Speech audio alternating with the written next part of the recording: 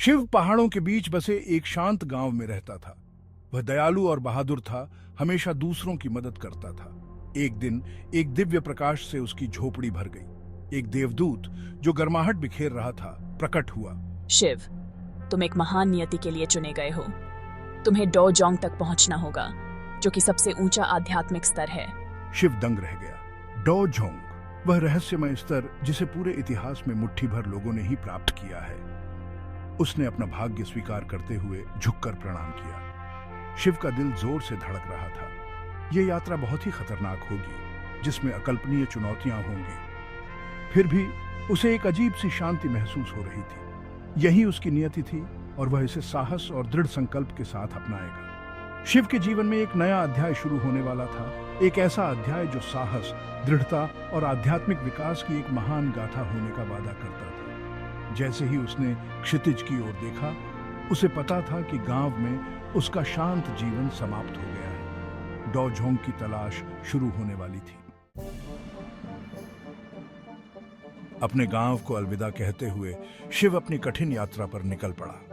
वह दिव्य शक्ति अग्नि उसका मार्गदर्शक बना। उसका पहला पड़ाव, जन्नत का रहस्यमय लोक। यह एक खतरों से भरा सफर था जो शिव के साहस और संकल्प की हर बूंद को परख रहा था। वह घने जंगलों से गुजरा जहां अनेक पौराणिक जीव रहते थे।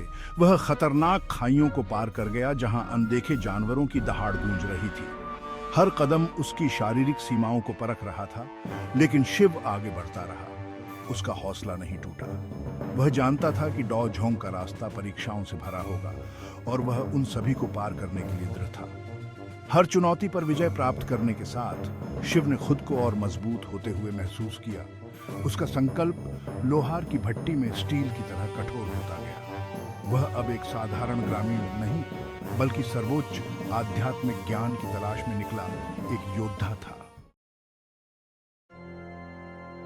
जन्नत का लोक, सांसारिक सुखों का स्वर्ग झिलमिलाता हुआ दिखाई दिया। हरे भरे बगीचे विदेशी फल प्रदान करते थे और झिलमिलाती नदियां अनंत यौवन का वादा करती थी। फिर भी इस स्वर्ग में एक भयानक रहस्य छिपा था। जन्नत तुम्हारी आत्मा की परीक्षा है शिव। इसके आकर्षण का विरोध करो, क्योंकि असली ताकत प्रलोभन का विरोध करने में है। शिव समझ गया। सुंदर परियां प्रकट हुईं, उनकी आवाजें मोहकता से भरी थीं। उन्होंने उससे वादा किया कि अगर वह अपनी खोज छोड़ देगा तो उसे अनंत आनंद मिलेगा। फिर भी शिव दृढ़ रहा, उसकी निगाहें अडिग रही। उसने अपने गांव के लोगों के चेहरे याद किए, उनकी उम्मीदें उसकी सफलता पर टिकी थी। उसका संकल्प और दृढ़ हो गया। वह बहकावे में नहीं आएगा। वह बर्फीली नदी में डूब गया, जिससे जादू टूट गया। परियां गायब हो गईं और उनकी जगह शांति ने ले ली। शिव ने परीक्षा पास कर ली थी। उसने सीखा कि असली ताकत प्रलोभन के आगे झुकने में नहीं, बल्कि उससे ऊपर उठने में है। जन्नत की आग में तपी उसकी इच्छा शक्ति और मजबूत और अधिक लचीला बनकर उभरी। डो जोंग का रास्ता फिर से साफ था और शिव ने अपनी यात्रा जारी रखी। उसका दिल नए आत्मविश्वास से भर गया। उसकी यात्रा जारी रही और उसे एक विशाल पर्वत की तलहटी में ले गई। यह कोई साधारण चोटी नहीं थी, यह पौराणिक मेरु पर्वत था, स्वर्ग का द्वार और उसकी खोज का अगला पड़ाव। उस अजेय से दिखने वाले शिखर को देखते हुए शिव के मन में संदेह का एक झटका आया, लेकिन उसने जल्दी ही इसे दूर भगा दिया। खुद को ग्रामीणों की उम्मीदों और डो जोंग को प्राप्त करने की अपनी तीव्र इच्छा की याद दिलाई। यह मेरु पर्वत है शिव।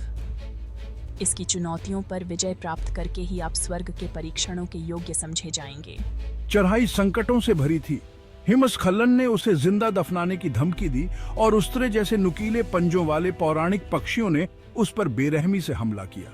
अत्यधिक धैर्य और दृढ़ संकल्प के माध्यम से शिव डटा रहा। उसने विश्वासघाती रास्ते को मात देने के लिए अपनी बुद्धि का और पौराणिक जानवरों को दूर भगाने के लिए अपनी बढ़ती ताकत का इस्तेमाल किया। जन्नत में उसके परीक्षणों द्वारा सम्मानित उसका संकल्प कभी कमजोर नहीं पड़ा। वह इस पर्वत पर विजय प्राप्त करेगा, स्वर्ग पहुंचेगा और डो जोंग को प्राप्त करने के एक कदम और करीब आएगा। शिखर पर पहुंचकर शिव एक दिव्य प्रकाश से नहाए हुए लोक में पहुंचा, स्वर्ग। यहां दिव्य शक्तियां योग्य की परीक्षा लेती थीं। उसकी पहली चुनौती उसका इंतजार कर रही थी। शक्ति का परीक्षण। मेरे सामने एक विशाल पत्थर की पटिया थी जिस पर प्राचीन निशान बने हुए थे। आपको इन चिन्हों को समझना होगा और उनके द्वारा वर्णित कार्य को पूरा करना होगा। तभी आप अपनी यात्रा जारी रखने के योग्य समझे जाएंगे। शिव की आंखों के सामने निशान घूम रहे थे। उनका अर्थ मायावी था। वह समझने के लिए संघर्ष कर रहा था। उसकी हताशा बढ़ती जा रही थी। लेकिन फिर उसे अग्नि के शब्द याद आए। असली ताकत सिर्फ शारीरिक शक्ति में नहीं बल्कि बुद्धि और चालाकी में भी होती है। मुझे अपने मन को शांत करना चाहिए और नए सिरे से इन चिन्हों पर ध्यान केंद्रित करना चाहिए। उसने प्राचीन भाषा को समझने में दिन बिता दिए। उसका दिमाग अपनी सीमा तक खींच गया। अंत में वह समझ गया। चिन्हों ने जटिल गतियों की एक श्रृंखला का वर्णन किया था। एक भूली हुई मार्शल आर्ट जिसे न केवल ताकत बल्कि फुर्ती और सटीकता का परीक्षण करने के लिए डिजाइन किया गया था। नई समझ के साथ शिव हिलना शुरू कर दिया। वह गतियों में बह गया। उसका शरीर नियंत्रित शक्ति का धुंधला सा धब्बा बन गया। अपनी शारीरिक और मानसिक कुशलता को साबित करने के बाद शिव स्वर्ग में अपने अंतिम परीक्षण सहनशक्ति के परीक्षण के लिए खड़ा था। उसके सामने ऊर्जा का एक घूमता हुआ भंवर चटक रहा था जो अकल्पनीय पीड़ा और पीड़ा का वादा कर रहा था। यह शिव तुम्हारी आत्मा की अंतिम परीक्षा है। भंवर में प्रवेश करो और इसकी पीड़ा को सहन करो। तभी आप डॉ जोंग पर चढ़ने के योग्य समझे जाएंगे। डर ने शिव को अपनी चपेट में ले लिया। भंवर कच्ची अदम्य ऊर्जा के साथ धड़कता था जो अकल्पनीय पीड़ा का वादा करता था। लेकिन वह अब पीछे हटने के लिए बहुत दूर आ चुका था। उसने अपने गांव, अपने दोस्तों और उस उम्मीद के बारे में सोचा जिसने उसकी यात्रा को बढ़ावा दिया। मुझे एक गहरी सांस लेनी चाहिए और भंवर के केंद्र में डुबकी लगानी चाहिए। दर्द जैसा उसने पहले कभी अनुभव नहीं किया था उसमें फट गया। ऐसा महसूस हो रहा था जैसे उसके शरीर की हर कोशिका को फाड़ा जा रहा है और फिर से जोड़ा जा रहा है। समय का सारा अर्थ खो गया क्योंकि वह पीड़ा के एक अंतहीन समुद्र में बह गया था। लेकिन शिव ने अपने उद्देश्य की स्मृति को थामे रखा। वह इसे सहन करेगा, चाहे कुछ भी कीमत क्यों ना चुकानी पड़े। वह डॉ झोंग बनेगा। भाग 7 द एसेंशन। जैसे ही यह अचानक शुरू हुआ, दर्द कम हो गया। शिव भंवर से बाहर निकला। उसका शरीर पस्त था लेकिन उसकी आत्मा अटूट थी। उसने धीरज की परीक्षा को सहन किया था। ऊपर देखते हुए उसने देखा कि आकाश खुला हुआ है, एक चमकदार रोशनी में नहाया हुआ है। आकाशीय स्वरों का एक समूह पूरे क्षेत्र में गूंज उठा, उसकी सफलता की घोषणा करते हुए। उसने कर दिखाया था। उसने हर बाधा को पार कर लिया था, हर परीक्षा को सहन किया था। शिव अब एक डॉ झोंग था जो अकल्पनीय शक्ति और ज्ञान का प्राणी था। उत्साह की एक लहर उस पर छा गई। उसके बाद शांति की एक गहरी अनुभूति हुई। उसकी यात्रा पूरी हो चुकी थी, फिर भी उसका हृदय विनम्रता से भरा रहा। परीक्षणों ने उसकी आत्मा को संयमित कर दिया था। अहंकार के सारे निशान मिटा दिए थे। वह जानता था कि असली शक्ति प्रभुत्व में नहीं बल्कि सेवा में है। अपनी नई क्षमताओं के साथ वह निर्दोषों की रक्षा करेगा और न्याय बनाए रखेगा। भाग 8 रिटर्न ऑफ द प्रोटेक्टर। अपने गांव लौटने पर शिव का स्वागत विस्मय और श्रद्धा के साथ किया गया। वह लड़का नहीं था जो उन्हें छोड़कर गया था, बल्कि एक किंवदंती, आशा की किरण बन गया था। फिर भी वह अपरिवर्तित रहा, सभी के साथ दया और सम्मान का व्यवहार किया। उसने अपना ज्ञान साझा किया, उन्हें डॉ झोंग के तरीके सिखाए, शक्ति के लिए नहीं बल्कि आत्म सुधार और उनके जीवन की बेहतरी के लिए। वह उनका रक्षक बन गया जो उनकी दुनिया को धमकी देने वाली अंधेरी ताकतों के खिलाफ ढाल था। जब भी कोई खतरा मंडराता, शिव वहां होता। उसकी शक्तियां प्रकृति की शक्ति होती, बुराई पर विजय प्राप्त करती और संतुलन बहाल करती। और कहा उसके साहस और निस्वार्थता से प्रेरित होकर ग्रामीणों ने अपनी चुनौतियों का सामना नए साहस के साथ किया। उसकी यात्रा एक ऐसी कहानी बन गई जो शाम की आग के आसपास फुसफुसाई जाती थी, आने वाली पीढ़ियों के लिए प्रेरणा का स्रोत। शिव वह लड़का जिसने सपने देखने की हिम्मत की थी, आशा का प्रतीक बन गया था, ये साबित करते हुए कि अटूट दृढ़ संकल्प और शुद्ध हृदय से असंभव सपनों को भी प्राप्त किया जा सकता है। भाग 9 ए लेगेसी फोर्ज्ड इन करेज।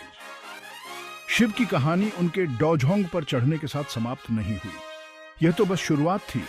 उनकी कहानी सदियों से गूंजती रही, अनगिनत अन्य लोगों को आत्म खोज और आध्यात्मिक विकास की अपनी यात्रा शुरू करने के लिए प्रेरित करती रही। उनका नाम साहस, लचीलापन और महान अच्छाई की अटूट खोज का पर्याय बन गया। उनके सम्मान में मंदिर बनाए गए, पूजा स्थलों के रूप में नहीं बल्कि सीखने और आत्म सुधार के केंद्रों के रूप में। उनकी दीवारों के भीतर उनकी शिक्षाएं पीढ़ियों से सावधानी पूर्वक संरक्षित अपनी वास्तविक क्षमता को उजागर करने की चाह रखने वालों को मार्गदर्शन और ज्ञान प्रदान करती है। उनकी विरासत ने राष्ट्रों और संस्कृतियों की सीमाओं को पार कर लिया, लोगों को आशा और आकांक्षा के एक सामान्य बैनर तले एकजुट किया। डॉ जोंग का मार्ग, जिसे कभी असंभव उपलब्धि माना जाता था, किसी की पूरी क्षमता की खोज के लिए एक रूपक बन गया। भाग 10, द इटर्नल फ्लेम। शिव की कहानी। वह लड़का जो डॉ जोंग में चढ़ गया, एक कालातीत कहानी बन गई जो पीढ़ी दर पीढ़ी चली आ रही है। यह आशा की किरण के रूप में कार्य करता था, लोगों को याद दिलाता था कि सबसे अंधेरे समय में भी साहस की एक चिंगारी एक ऐसी लौ प्रज्वलित कर सकती है जो दुनिया को रोशन करती है। उनकी यात्रा उस अदम्य भावना का प्रमाण थी जो हम सभी के भीतर रहती है, प्रज्वलित होने की प्रतीक्षा में। जब तक सपने देखने वाले और अपनी आकांक्षाओं का पीछा करने की हिम्मत करने वाले लोग हैं, शिव की विरासत डॉ जोंग जीवित रहेगी, एक शाश्वत लौ, एक उज्जवल भविष्य की ओर प्रकाश डालती रहेगी।